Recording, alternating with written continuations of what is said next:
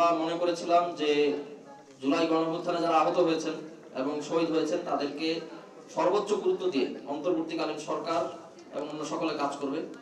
আপনারা জানেন যে এই জন্য বেশ কিছু উদ্যোগ নেওয়া হয়েছে, কিন্তু দুঃখের বিষয় হচ্ছে আমরা লক্ষ্য করেছি এই ব্যাপারে যে উদ্যোগগুলো নেওয়া হয়েছে সেটি একেবারেই অপ্রতুল এবং বিভিন্ন কারণে আমরা আমাদের আহত যোদ্ধা ভাই ও বোন এবং শহীদ ভাই বোনদের আমরা ঠিকভাবে হয়তো মূল্য দিতে পারছি না, যেটা আমাদের জন্য অত্যন্ত দুঃখজনক। কারণ বর্তমানে যে স্বাধীনতা আমরা উপভোগ করছি সেটা একমাত্র তাদের ত্যাগের কারণে আমরা উপভোগ করছি। পরবর্তীতে আমরা এটাও লক্ষ্য করেছি যে জুলাই গণঅভ্যুত্থানের যে ঘটনাগুলি কিভাবে আন্দোলন দানা বাঁধলো, কিভাবে সেটা চূড়ান্ত পরিণতির দিকে পৌঁছালো, এই ব্যাপারে যথাযথ ডকুমেন্টেশনের ঘটনা কিন্তু আমরা দেখছি না। বিভিন্ন আর্কাইভিং হচ্ছে, কিন্তু সেই উদ্যোগগুলোকে সরকারিভাবে কিংবা বেসরকারি বিভিন্ন সহযোগিতায়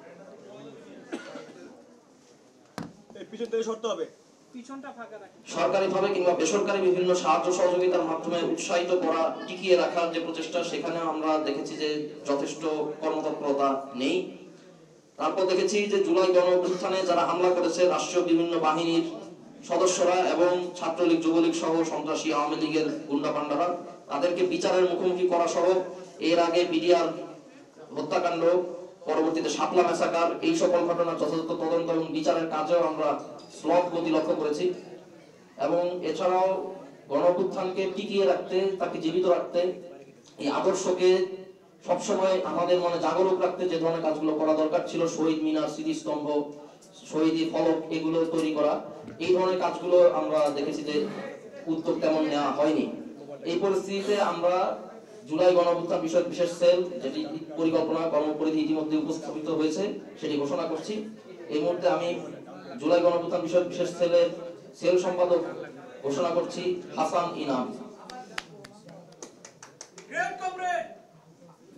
আহত যোদ্ধাদের চিকিৎসা সেবা নিশ্চিতকরণ ও শহীদ পরিবারের পুনর্বাসন বিষয়ক টিম হাসান আলী, তিনি শহীদ আরাফাতের ভাই এবং আমাদের সাথে আহত যোদ্ধাদের চিকিৎসা সেবা নিশ্চিত করতে, শহীদ পরিবারের পুনর্বাসন নিশ্চিত করতে কাজ করবে। এছাড়াও আছেন ইয়াসির মিয়া, তিনি জুলাই গণঅভ্যুত্থানে আহত একজন যোদ্ধা। আমানুল্লাহ ফারাবি, আহত একজন যোদ্ধা। রুপাইয়া শ্রেষ্ঠা তঞ্চঙ্গা, নাফিসা ইসলাম সাকাফি, আনিসুর রহমান, রবিউস সানি শিপু, মাহমুদুল হাসান মঈন, হুজাইফা সম্রাট, আলী আব্বাস শাহিন, আব্দুল বাসেদ, শাকিল আলী, আবুল কাশেম অভি, মোহাম্মদ মেহেদি হক মামুন, সাইদুর রহমান শাহিদ, সুমন বসুনিয়া, আশা তালুকদার, তাহমিনা আক্তার মিম এবং সালোয়া আক্তার অ্যানি, এদের প্রত্যেকেই গত 2-3 মাস ধরে, গত 5 মাস ধরে আহতদের চিকিৎসা নিশ্চিত করতে, শহীদ পরিবারের খোঁজ খবর রাখতে কাজ করেছেন। আমরা আশা করব তারা সফলভাবে তাদের দায়িত্ব পালন করতে পারবে।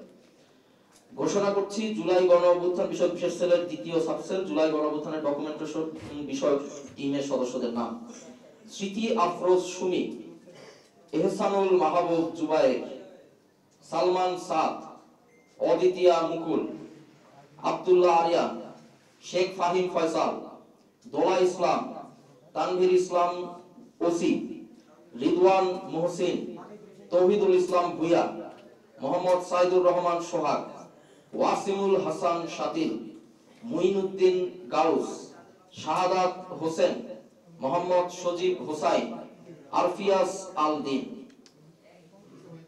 এরা জুলাই অভ্যুত্থানের যে ঘটনাগুলি যা যা হয়েছে জুলাই থেকে আগস্টে, এগুলো ডকুমেন্টেড করা, আর্কাইভিং করার কাজে গুরুত্বপূর্ণ ভূমিকা পালন করবে।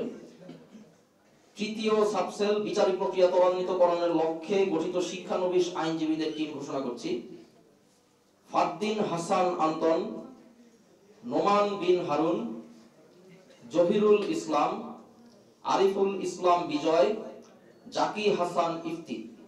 ইনারা জুলাই গণঅভ্যুত্থান চলাকালীন সময়ে যে সকল সন্ত্রাসী আক্রমণের ঘটনা ঘটেছে, এছাড়াও পূর্ববর্তীতে ফ্যাসিস্ট স্বৈরাচারী শাসন আমলে শাপলা ম্যাসাকার থেকে শুরু করে বিডিআর বিদ্রোহ চালানো হত্যাকাণ্ড, এই সকল ঘটনাগুলোর বিচার নিশ্চিত করার কাজ করবে।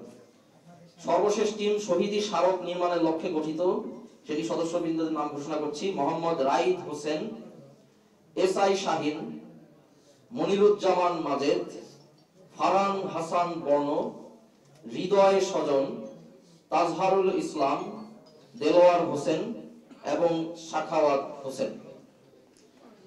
এনারা বাংলাদেশের প্রতিটি অঞ্চলে শহীদদের এবং আহতদের আত্মত্যাগ, জুলাই গণঅভ্যুত্থানের স্মৃতিকে জাগরক রাখতে শহীদ স্মারক, শহীদ মিনার, স্মৃতিস্তম্ভ ইত্যাদি কালচারাল আর্টিফ্যাক্টস থেকে শুরু করে ইন্টেলেকচুয়াল আর্টিফ্যাক্টস এগুলো তৈরি করতে এবং সংরক্ষণ করতে ভূমিকা রাখবেন। আমরা আশা করব জুলাই গণঅভ্যুত্থান বিষয়ক বিশেষ সেল বর্তমানে জুলাই গণঅভ্যুত্থানের আহত যোদ্ধা, শহীদ পরিবার থেকে শুরু করে এই গণঅভ্যুত্থানের তথ্যাবলী, ঘটনাবলী সংরক্ষণ থেকে শুরু করে এই গণঅভ্যুত্থানকে জাগরুক রাখতে বাংলাদেশের মানুষের মনে কাজ করে যাবে এবং আমরা এর মাধ্যমে বৈষম্যবিরোধী ছাত্র আন্দোলনের যে ঐতিহাসিক ভূমিকা জুলাই গণঅভ্যুত্থানকে টিকিয়ে রাখা, তার আদর্শকে টিকিয়ে রাখা, সেটিতে আরো অগ্রসর হব বলে আশাবাদ ব্যক্ত রেখে আজকে বক্তব্য শেষ করছি।